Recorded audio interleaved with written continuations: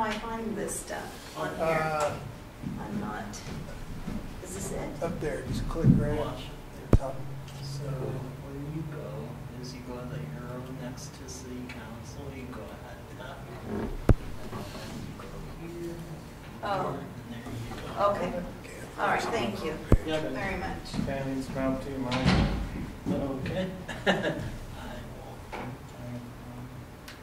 Did you come down College Ave when you came down? What came from that end? Yeah. Yeah, there's something going on down there. Oh, really? Through. Really? I had to go around. It was an accident. Oh, was really? that it? Oh. Yeah. There's road work down at like 9th and Dallas Military. Oh, I so saw it's that. one lane. It's one lane. It's kind of Yeah. jammed up everywhere. Yeah. So what would be the best way out of here? Like, Well, it'll probably be cleared up by the time it's Yeah. done, I would imagine, or you can just. I saw on Facebook. It just looked like a minor, like rear end incident. Oh. So Yeah. okay. Okay, so Steve, you're the vice chair. So since Daryl isn't here, okay, we call the meeting to order.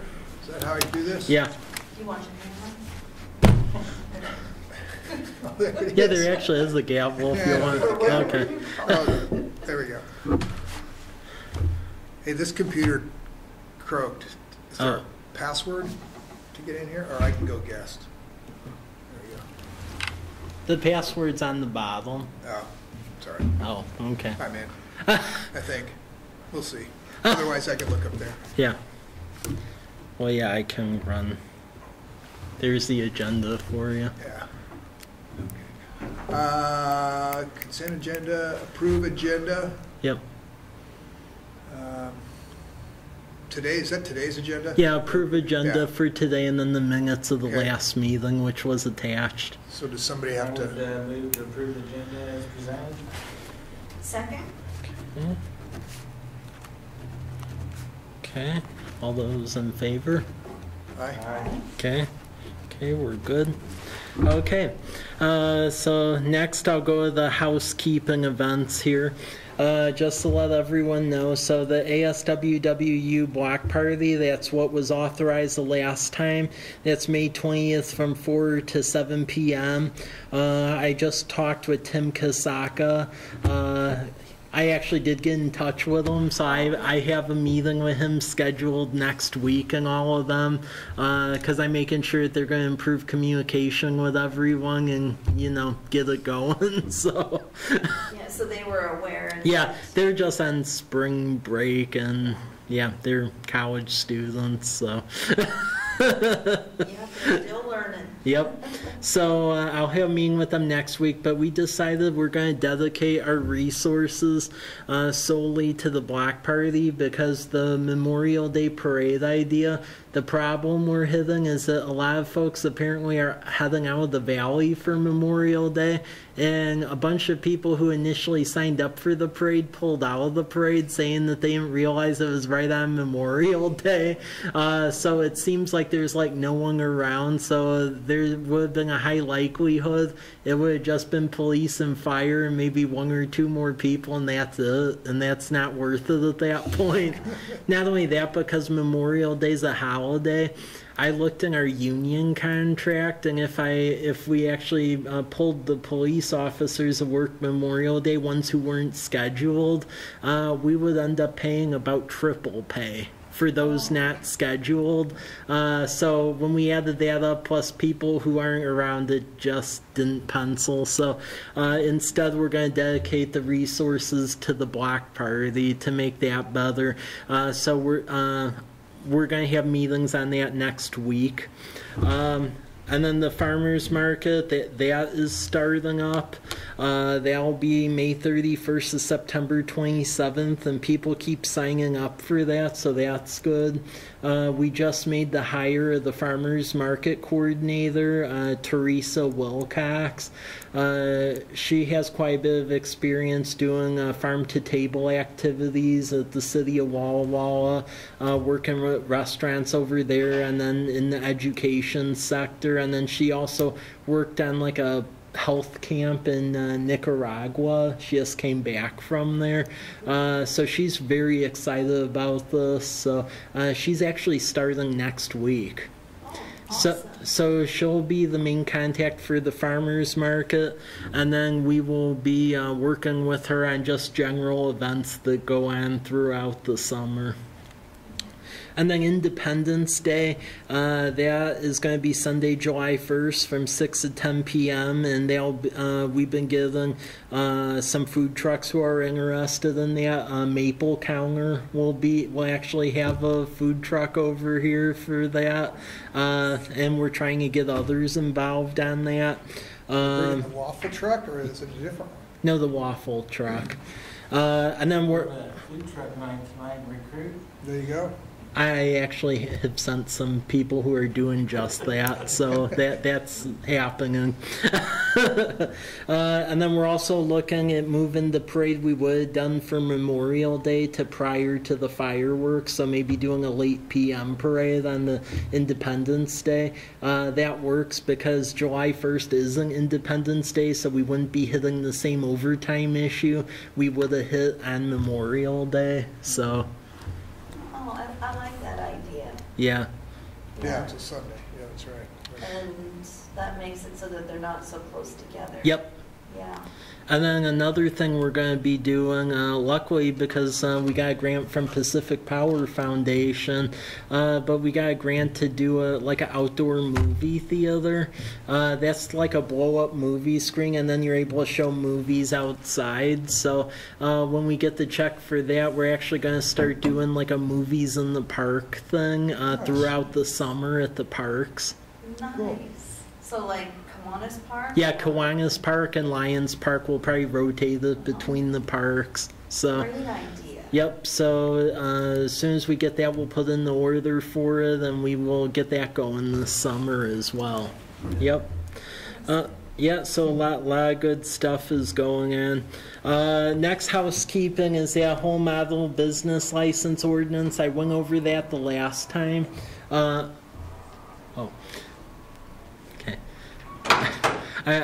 I went over that the last time. If you have any comments on that definition of engaging in business, let me know by the end of the month, because that's when I have to forward it over at AWC. And Bill, since you weren't here at the last meeting, what that is that there was a House Bill 2005 last year that passed where it basically mandates that all the cities have to have like a singular streamlined business ordinance that's approved by the state. So there's a work group of like various municipal officials, and then some business owners, and then some state officials. And at the end of the year, there's basically going to end up being like a draft business license ordinance, and then everyone must adopt it. And then, So it's consistent yeah. across the whole state. Yep. And then you either process those business licenses through the Department of Licensing system, which we use, or for those who are in the Seattle area, that file local system, which basically just costs a lot of money, and you get the same thing from it. But yeah, it's one standardized code. That makes sense. Yeah, which is actually interesting, because if you look into it, a lot of that work that was going on, like with the city of Walla Walla business I license read through code. that, and I was in on a couple Yeah. of those meetings, and that was,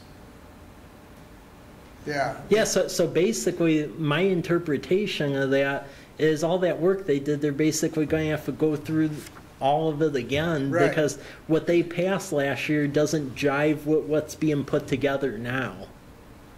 So who Yeah. has the final say then on how ordinance reads? Governor. You're just putting Governor's input in office. right now? Yeah, so governor's office has final say over how this reads. I'm actually on the statewide work group for it. There's a lot of craziness that's going on right now, because a lot of the west side cities are actually trying to merge business licenses with the B&O tax that they have over there, where they're trying to do a singular code for both, and there's a fight basically between the east and west sides to these, saying that may be fine for you, but over here we don't do the B&O tax stuff. So that fight's currently being had. I think that part of it's going to die out from everything I've heard. But the streamlined business license code, that's not going to die out because we're under the gun to get that thing into the governor's office by the end of this year. You can get the big cities and the east side cities to agree on fees? The fees, that is actually removed from this, so people are going to be able to set their own fees. This is more so about governance, and then who needs a business license, like what's the threshold for it, and general processing. People can make their determination on the local fees, and then the state keeps what they have kept. So is this partially to deal with the VRBO issue? no, this is just because a lot of businesses across the state have complained because you have everyone running their own separate systems, and there isn't like a uniform portal where you can just register and get it done. Mm-hmm. Everyone does their own thing, or like the previous place I worked at, they didn't even have it online, and you had to drive there and like physically do it. So I think it's also about disclosure and transparency, because so many people are operating just without a business license, with online businesses and things where, you know, if there's no tax structure to an online business, anybody can do one. yeah. And so that, I mean, that was an interesting part of that. What is a business? You know, Yeah. what's the threshold? There's a couple different definitions of it that Yeah. they offered in that document. Yep. Which I think is a really good idea. Even the one that was at a certain threshold, you have to pay whatever the fee is. Below that, you still have to register. There's just no fee. Yeah. You know, if you're less than $10,000 a year or whatever revenue or whatever the cutoff was. There's a lot of good logic to that, because you do kind of need to know who's doing what in your city. And that was a big part of the discussion in Walla Walla, and that's, you know, ironically, that's kind of what the argument was behind adding that business license, but most people felt it was just kind of a revenue generating maneuver because this thing is already in place. The state licensing is already in place, but nobody was using it. Yeah. And so that made a lot of people angry, but that would be kind of my thought moving forward with this, is like, you know, make sure you use it Yeah. once it's in place and But- track. But from what you were seeing so far, what's written though seems to drive well, or did you have any concerns? It's pretty simple, which I think, you know, works for smaller towns. Mm-hmm. I could see where cities on the west side and Spokane and places where there's, you know, tens of thousands of businesses, they will have complications with such a simple definition or simple threshold. So I don't know what kind of feedback you'll all get. Yeah. But yeah, I mean, I didn't spend a ton of time Yeah. on it, but it seemed pretty straightforward. You know, Okay. pretty all inclusive on, you know, what is a business? A business is some, you know, a person or a group or whatever that does these things. The list, and then of course there's the disclaimer of anything that's not on this list is also considered business. So it's pretty comprehensive, or whatever, you know, whatever the wording was. But, yeah. Okay. So, yeah. Any other concerns with it? Or? Is there an issue with the home-based businesses? That's going to be later on, because we are having an issue specifically here in the city of College Place on that.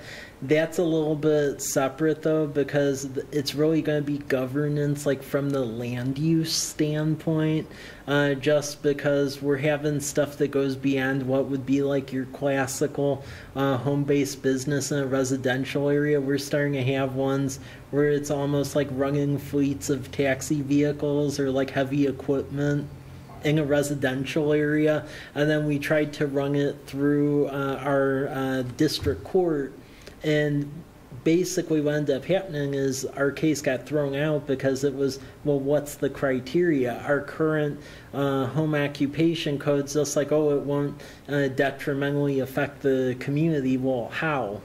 Like, how do you measure that? And we're going to get to that later, but that's what we're trying to grasp at, because right now, from a home occupation standpoint, pretty much it's a free-for-all. If someone doesn't report you, really, we don't know. We really don't know for all intents and purposes that you're operating. And then really the way it is, even if someone is reporting you, we can deal with it from like a nuisance code enforcement standpoint if it just looks horrible. But as far as approaching it from like, oh, you're having too many trucks, or you have a bunch of trucks in front of your house, there isn't really much to fight it with because there isn't like a measurable right now. No criteria. Nope. No, none. There was a paragraph in that document about an exemption for, say, a business outside the city doing business in the city. They're exempt. Yeah. Well, what if you've got a business just out in the county, or, you know, out towards Touchy or something, and their primary place of business is College Place? Yeah. I mean, I think there needs to be some kind of a language addressing that. Okay. Otherwise, you're basically just dodging the tax. You can set up outside city limits. Well, and that's been a discussion on that committee that we've been having, because traditionally on this side of the state, a lot of the business license codes have basically been around wherever the business is at. However, there are quite a few people who do establish P.O. boxes or fake addresses to bypass that. Right. Now, in the state of Oregon, for example, the business licenses in many areas actually goes like opposite of that, where it's actually a concept of engaging in business. So for instance, like when I was in Beaver, then we hired a wayfinding company to go build wayfinding signs and plop them around the city. Well, even though the business wasn't located in Beaverton, because they were doing business in Beaverton, putting in the signs, they actually still had to get a business license. So I don't know if that's something we should suggest to the state. I mean, what's your thoughts on that? That isn't really as common here. I haven't really seen it since I moved out to Colfax and then here. That was very common when I lived in the Portland area.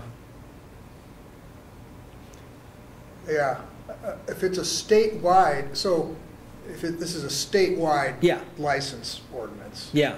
I mean, is there another section of that ordinance that deals with those businesses? Because I think from a state perspective, they want everybody registered. Yeah. From your perspective, you want everybody in College Place. Exactly. So maybe it's not our place to determine what happens to businesses in the county. Yeah. But it's theirs. Yeah. Or the counties or whatever.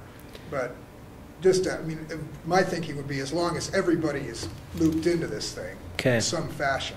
But if you had somebody doing business, I mean, was located in the county, doing business in College Place, would you want them to have a business license? Only if they're physically here. And maybe that's where that sort of registration comes in, just so you know everybody doing business here. Because of what, I mean, the way I am understanding this, when you log into that portal, in essence, you'll be able to check mark everywhere you want to be, where you are doing business, and then depending on how their fee structure is, either you just charge the flat fee, like if you have a location physically there, or if it's that engaging in business thing, that concept about I'm doing business in your city, that's very much a west side centric concept. Like a pop distributor or something like that, you know, they're delivering to all your stores in town, but they're located here. Yeah, I mean, the way I read that current definition, if that pop distributor didn't have a warehouse in College Place, then they wouldn't be getting a business license. again, though, that can be problematic, though, because if they're doing a lot of service provision in College Place, yet we don't really know who they are. Yeah, I really think there needs to be something to address that, so it's at least on our radar who's here and who isn't. Because, I mean, look on Google Maps, there's a lot of businesses that are right on the edge of town, but because they're out in the county, we really don't have an idea, which from a doing business standpoint, I guess doesn't matter except to the point where if they're providing a lot of services to people in the city, which they are, and then you have customers coming here complaining about said folks, and then we have no database on them. Yeah. But if you had that master license, exactly, and they just said we do business in such and such yep. and such a city. Yeah, so, I mean, I'm thinking of recommending in that group that there should be something where it's more so about the transaction of business, so that way it encompasses everyone who's doing stuff in your city. Otherwise, that silo concept isn't going to break down, so. When you really think of it, there's quite a few of them. Yeah. HVAC Yep. contractor, a plumber, a carpenter. Yeah. Exactly, and then if someone has an issue with them, yeah. And right now, if someone has an issue with them, unless they're well known to us, it's pretty much a black box where we don't know. So, any other thoughts on this? Or okay, I'll move to the next thing. I just wanted to share this with everyone. Just in case you're interested, or from a utility perspective, you'd probably be interested if we're poking around in the right-of-way. But there's actually a lot of projects going on this summer. So the one I mentioned the last meeting's 4th and Academy Way. We're basically going to let out the bid for construction engineering the next meeting, and then likely go to construction pretty soon on that.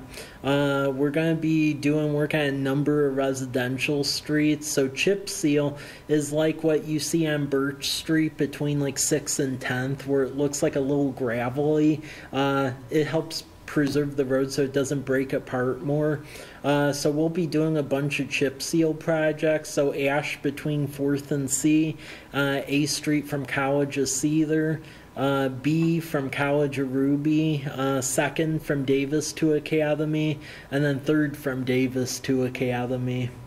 And then skin patching is basically where we put like a new surface on it, but we don't do much work on the base. That's like if you go down Birch Street by 11th, you'll notice it seems like it has newer pavement. That's what skin patching is. So we're finally going to deal with Broadway, so that's what the picture is over there, because that road's pretty beat up right now. That's going to be worked on between 12th and Scenic View. Broadway also north of Andes to the Creek. Davis from 6th to 8th. Elm from 4th to 5th. And then Birch from 4th to 6th. And then the other project, just because we had a grant project done, and this was put on our radar that it's a liability right now, so we have to fix it, is the intersection at 12th and Larch. The traffic and the accident counts are such that we've been put on notice by the engineer who looked at it, that immediately we need a 4-way stop sign over there. Because right now it's just where Larch stops. We have 2 stop signs for each side of Larch. So what is being recommended right now is that turns into a 4-way stop, and likely so it gets folks' attention. We would do like the flashing stop sign, what's down at like College Avenue and Wallula down there, just because folks aren't going to be used to the fact that it's a 4-way stop. But we have to do something, because they issued a pretty long report that said it's a huge liability. So any questions on this? Or Do your first roundabout.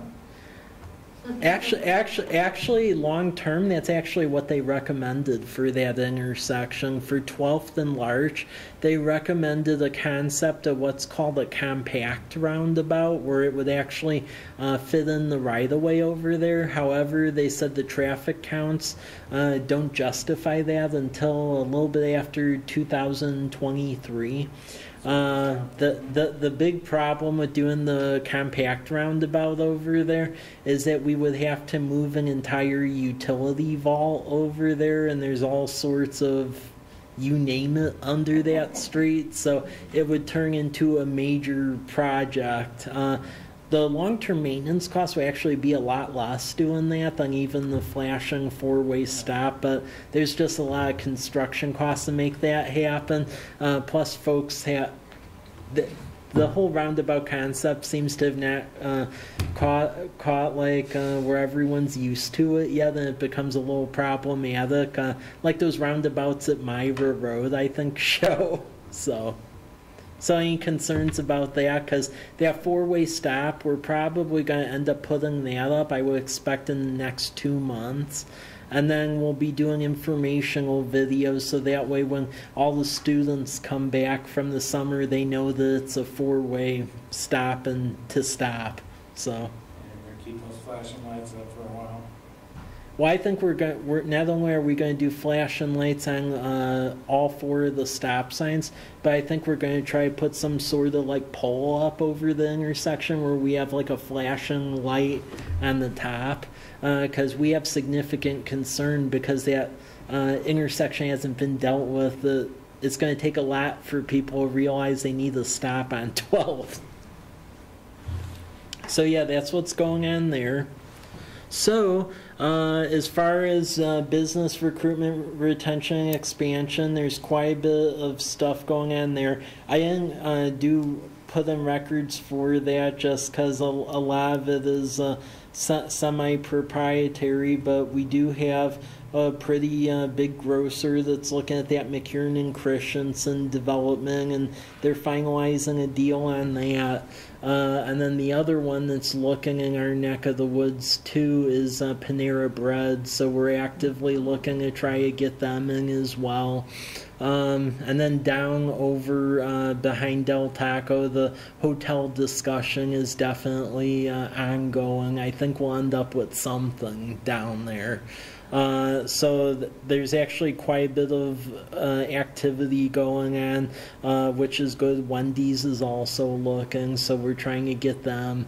The other one which has shown interest is the urban growth area that we're going to try to swap and move south along the state highway. There's actually a truck stop company that has like restaurants in it and stuff. They're interested in like a truck stop type concept between 125 and Peppers Bridge and Meadowbrook over there across from Walmart.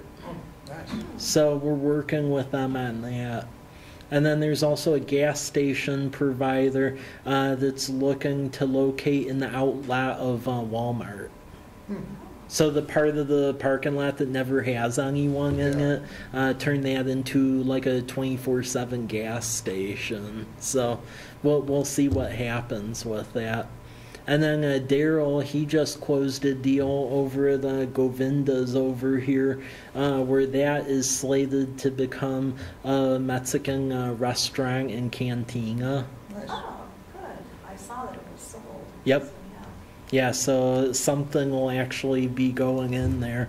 And then I've been working with Brian Duvall over at the Chamber, where we're trying to get everyone together to try to get like a maker space incubator community kitchen type thing going in College Place. The concept there is there's this fellow named Keith Nerding from Ember Fuel, and he's looking at doing like another Ember Fuel, except over here. And that's just like a co-working space and then a maker space where folks can rent out little spaces to start their business at. So we're having a lot of talks about what that looks like to get one going on College Avenue somewhere.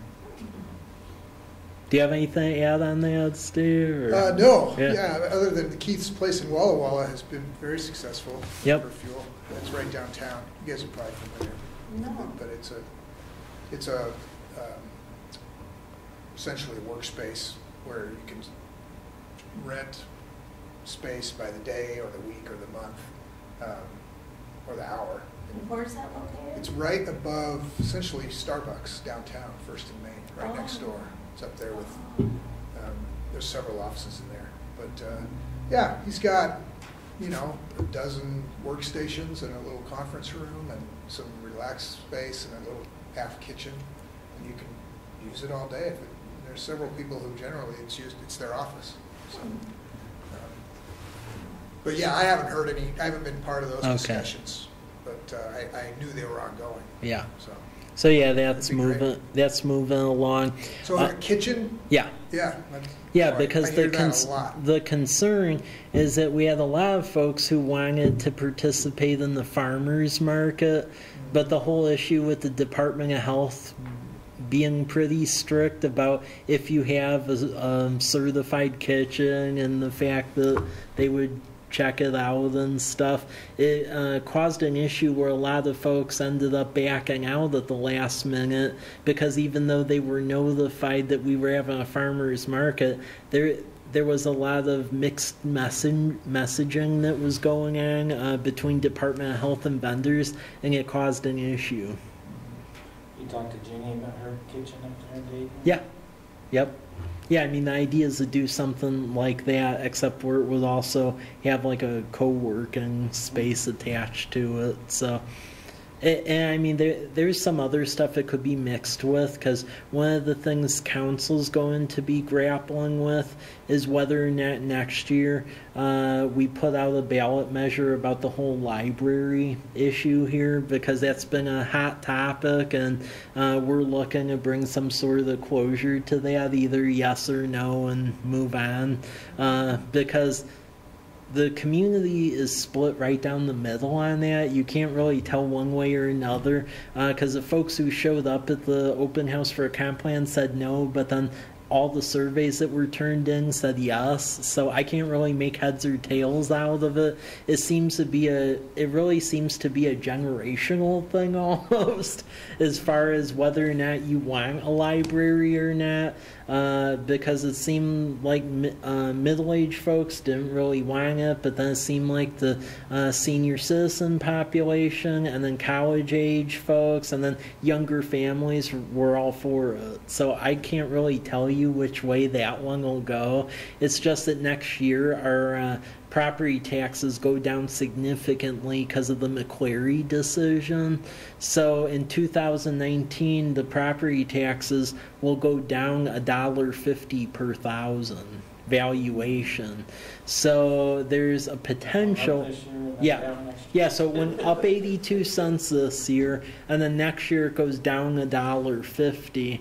And that's probably the only time for a long time one could say that you could add a governmental service and still pay less on property taxes. So we're having a council workshop on that and a couple other topics tomorrow night. So we'll see what they say, but I'm thinking it'll probably run on the ballot next February.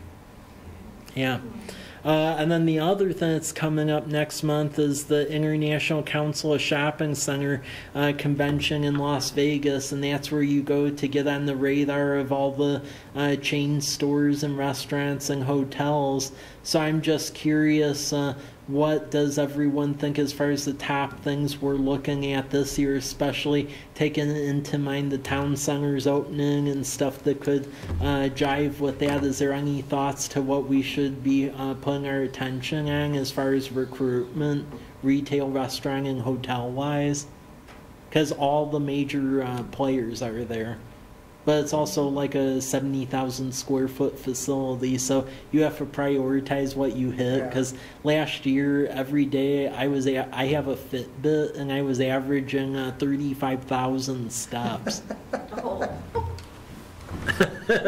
So any like thoughts? 3 days. I would say hotels. Okay. Yeah, I mean, rooms, you know. So it's just hotels and restaurants? And stores. Yeah, stores. So it's gas stations. It's bigger stores. So Fred Meyer goes to that. I'll say Fred Meyer. You don't exactly have to worry about though, because we're close on that one. But yeah, it's a wide array of stores. So I'm just wondering what to prioritize. Yeah, hotel. I mean, it sounds like gas stations might be coming. Yeah. Yeah. With the mall coming in, that's close to the city. A hotel just on this side of the line over there in that area Mm-hmm. would be good.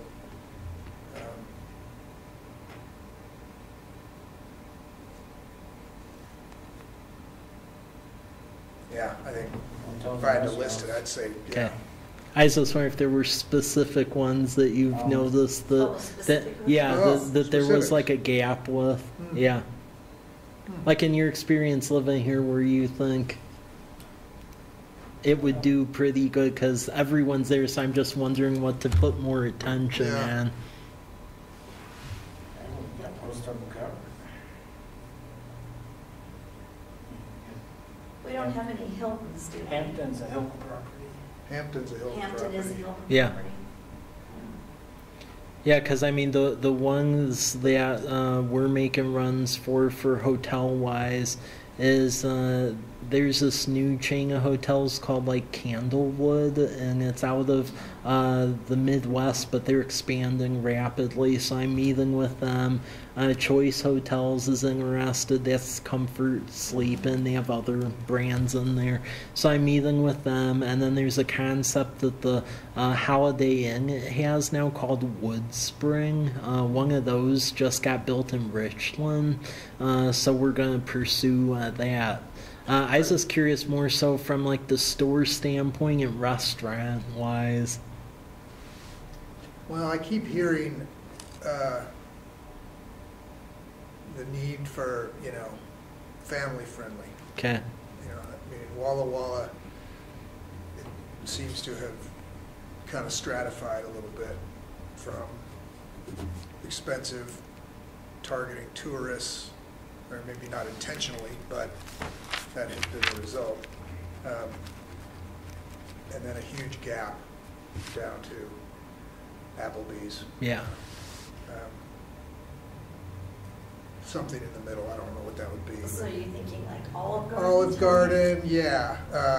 Fridays, Red Robin. Red Robin. I thought we were getting Red Robin. I've heard that too. I don't know what the final word is. I mean, I've heard the rumor. I haven't heard anything definite. The Panera one, I'm very excited Yeah. about. Yeah. That's awesome. Well, Red Robin, we're in a little bit of a bidding war with Walla Walla on that one. Oh, so really? I can't get into specifics, but Oh. we'll see where that goes. Something like Red Lobster. I don't think they have much seafood options here. This is Crab's Boiling Pot. Have you been in there? I've seen that. No, I have not. It's pretty good. Oh. That's what I've heard. Huh. Yeah. Yeah. Hmm. But no, yeah, you're right. You can always use another good one. Yep. Yeah, whatever is in that sort of middle, Okay. You know, the thing, we're getting one of these too, but there isn't any real good steak. Mhm. Yeah. Yeah, It's got a good steak. we're getting one, yeah, but it's Walla Walla Something College. more on Yeah. the reasonable family kind of side Mhm. of things. Yeah, because the two that I've been trying to get, but they're actually doing really bad right now, or hopefully they'll stay open because they aren't doing well, is Outback Steakhouse. They're actually shrinking heavily right now.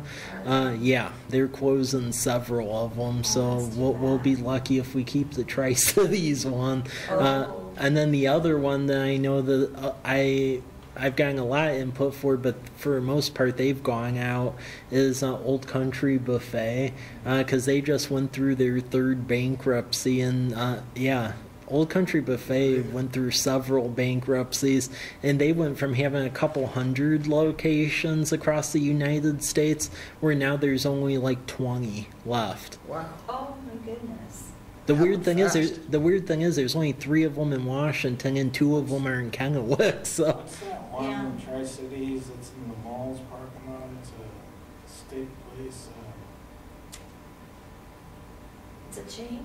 Yeah, it's right outside Ranch and Home. Right on the corner. there. Oh, I know, where they sing and they do this. Oh, thing. Texas Roadhouse? Oh, yeah. Oh, okay. Yeah, something like that. Yeah. would be- I mean, there's a bunch of those. Famous Dave's, Texas Roadhouse, PF Chang's just went barbecue. out. kind Yeah, of they deal. just closed PF Chang's, Yeah. yeah. Yeah, that was surprising. No, that's a good idea. Yeah, they seem to be doing pretty good. Yeah. Would Cheesecake Factory be too big for us? They don't look for markets like ours. I've already contacted them. Okay. I'm trying to make a run for Target. The only reason we even can fit them now is now they've created like a smaller option for markets like ours. So we'll see what happens with And Target. there's still a conflict because we have Shopco, right? Yeah. Yeah. Well, yeah, that's why they're a little spooked about coming here. Just like I've been trying to talk to Winco about coming here, but when you look at all the grocers that exist, they're just really scared to enter our market because they don't think they can make it. Because that's more of an employee-owned company. Yeah. Fred Meyer, they don't really care because Kroger owns them, so they can like fight everyone else, but Winco apparently can't. So, well, I would say let me know because it's about a month until that. I just want to have a prioritized list because time goes by quick when you're over there running around. So, I think it's a good idea, Bill, that like the Texas Roadhouse or Yeah. Famous Dave's or one of those sort of barbecue joints, if it was out on this end, especially if you get that sort of truck stop yeah. joint out there. I don't know what, is it like Love's or something like that? Is that who it is, or is it another one? I can't really say, Okay. but you're In that pretty ball- dead on. Sort so of yeah. that kind of a deal. But that would be Yeah. a great combination. Just so everyone understands who's not familiar with this, when I say I can't really say that's because with some of these folks, you have to sign non-disclosure agreements, otherwise they can sue you. So in I some was just using it as cases, an so in example. some cases I've had to, sign that. So No, but that would be a good combo. And those places have lots of price options, lots of, And it's there's, interesting that Wendy's looking at coming back, because they Yeah. went out of business here once before. apparently it had something to do with the franchisee though, because I'm talking with a new franchisee. Yep. locally owned. Or- Apparently it's a franchisee out of the Tri-Cities. Yeah, so yeah, they're definitely looking here. And then there's a place called Hop Jacks and Bob's Burgers and Brew. Both of them are out of like Yakima area, but they're looking. And there's a Bob's in Kennewick, and there's one in Yakima. Yeah. Well, yeah, I'd say let me know on that. Because we'll have one more meeting before I fly down there to advocate. To go to the next item, and I talked about this a lot the last meeting. So the draft College Avenue design standards, that was developed by the Rural Community Design Initiative, and then we partnered with Walla Walla University on it. And we held a lot of community workshops on the topic last spring and summer. We waited to push it through all the approvals because we wanted to get further along in our comprehensive planning process before we did that. And now we're getting near the end stages of that. Council received a presentation on the standards last September, and they seem good with it. It helps achieve a vision for College Avenue from Rose to 13th Street.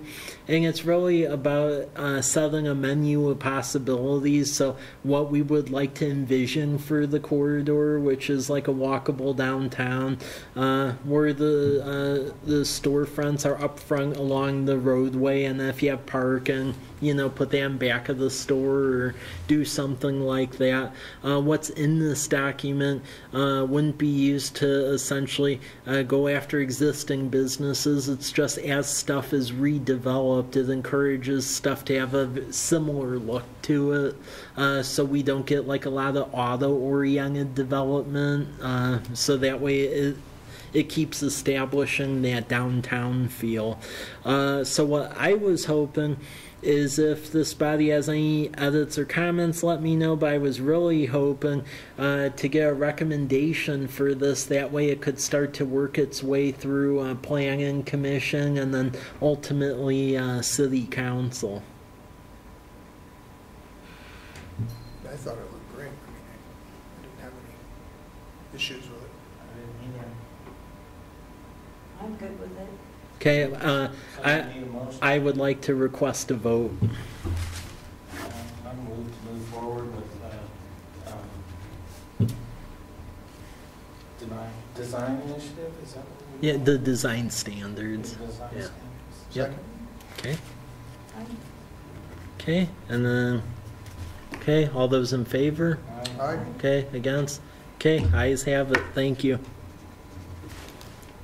Okay, next one, rescheduling the May meeting. So you may recall that I talked about this a couple months back. We had several scheduling conflicts where once the folks on this committee couldn't make it, then another time she had something come up, and now it looks like she has an opening again.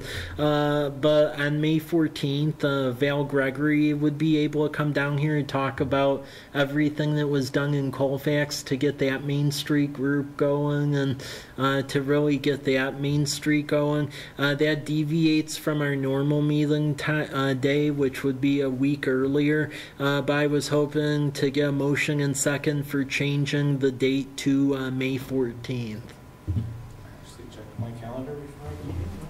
Okay, I received emails from Scott Peters on the, and then Jeff, where I know they can make it. I make a motion that we reschedule that meeting to the 14th of May. Okay. Second? Okay, all those in favor? Aye. Aye. Okay, against? Okay, ayes have Going it. over to the revitalized Washington. Actually, Steve, you're going. Yes, Yeah. I am going. So mine. Are you? Oh, Excellent.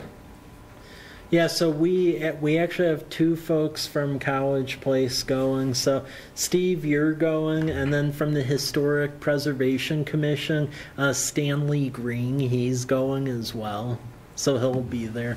Is he the other representative for Yeah. College Place? Yeah, Okay, yeah, because in order to be a Main Street, you have to have the Economic Development Group and the Historic Preservation Group covered. Oh, So, I see. I didn't know yeah. that. All right. Yep, She got to attend 3 out of 4 of their meetings every year. that's if you're a full-fledged Main Street. Right now, we're an affiliate community, so we only have to attend the big Revitalize Washington conference. And then just so everyone's aware of that, when you go to it, you may want to, and Bill, since you're going to it, maybe you could find out as well if they have grants or resources to essentially rehab old single-family buildings, because one of the structures that we've been trying to encourage rehabilitation of is that former poor farmhouse over on Scenic View. The Walla Walla County Poor Farm. I don't know if you're aware of it. It's in the middle of Country Estates Mobile Home Park, and a lot of folks don't even realize it exists back there. It's like hidden behind bushes and stuff. But in the 1890s, back when the county did that sort of thing, there was actually a poor farm for Walla Walla County, and there's this older poor farmhouse from like the 1890s that's like in the middle of Country Estates. The family who owns it now, they live like in a double wide next to it, but the poor farm family house itself is really starting to fall apart bad. So like P-O-O-R? Poor? Yeah, Poor Farm. Yeah, that's the name of it. And so the So house. it's like a community farm, or? Yeah, it was a farm for the county. So basically, folks who were homeless and, okay. from the 1910s to the 1930s, they would farm, and then in return they would get room and board from the county and go stay in the house. house? Yeah. So So you're looking to do a historical restoration? Either that or just find money to where if someone ends up buying the house, it'll hopefully encourage them to rehab it instead of demolishing it. Because I just got a call from a realtor, because for a long time the family said they were going to keep the house, even though they don't live in it, they live next door. But I just got a call from a realtor today where evidently they're putting that property on the market, and what the realty company is recommending is that the old poor farmhouse get demolished, which would be a shame because that's like one of the oldest buildings in the city. Yeah. And a lot of people don't realize it's there. Yeah, I have no idea. Yeah, you'd have no idea, but if you go down Larch and then you hang a left and you drive down Scenic View and you look to your right, you'll see all these real tall trees and bushes and stuff and a fence. And if you look between the bushes, you'll see a really old house, and that's actually the poor farmhouse. How big a Interesting. structure is it? I mean, it has 2 floors to it, so I'd say probably around like 4,000 square feet. Big house. So yeah, we're hoping to try to save it. That'd be a shame if it gets demolished. But we just received word of that today, this morning. So we're trying to act quick on that. Okay, so to get through some other items, so the Economic Development Action Plan, we can push that off to the next meeting because I'd prefer to have more people show up for that so we can prioritize things. So we'll jump to the home occupation definition. In this case, so I prepared a little bit of a work packet as far as demonstration home occupation ordinances. The one that I prepared, which was a draft, was basically taken from Ferndale and then Burlington, Washington. They basically used the same template. And it basically sets standards by in which you can say that there's a home occupation, such as if you're going to have like truck traffic and stuff, you need to be able to have the parking on your property. You can't be dealing with like chemicals and stuff where it can cause fumes to properties next door. Just common standards like that. So I was wondering if folks read that, if they had any thoughts, but if you haven't read it, please read the draft ordinance, because the idea is that we would begin to permit the home occupations, because right now there's no permit attached to it at all. So really there's no way to regulate anything unless your neighbor like rats on you, and then at that point in time the whole community's getting irritated at us because they feel we should have known about it. So this proposed code establishes like 2 types of home occupations. There's a type 1 where you basically would pay the permit fee and you just turn in what you're doing, a little site plan of what you're doing, and that's it. Type 2 is where we would have a meeting about it first, and that would include some exterior improvements. Like for instance, if the home occupation wanted like a little sign in their front yard, they could do that, but then there's some additional meetings that go along with that so we can fully vet out what's happening. So that's what's in the proposal. So if there's any thoughts or questions, let me know, but really read it because the Planning Commission, they're really going to be drilling into this topic so we actually have something to enforce. Yeah, just kind of breeze through it and spend more time on it. Yeah, and I'm just saying, look it over because we don't need a decision on that today or anything. It's just I know they will likely look at approaching the topic probably the end of May. So it would be good to have a recommendation from this body at the next meeting as far as what we would like to see. Okay, any other thoughts, or you can just look that over for the next meeting?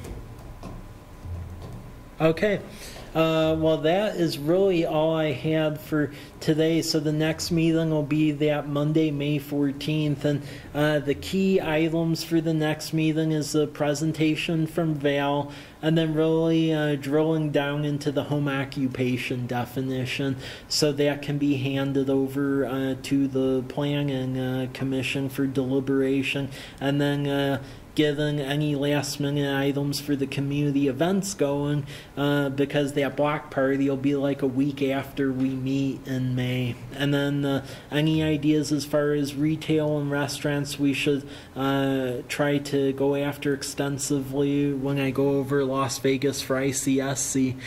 So beyond that, that is what I have for today. Thank you. Thanks, Mike. Yep. So on the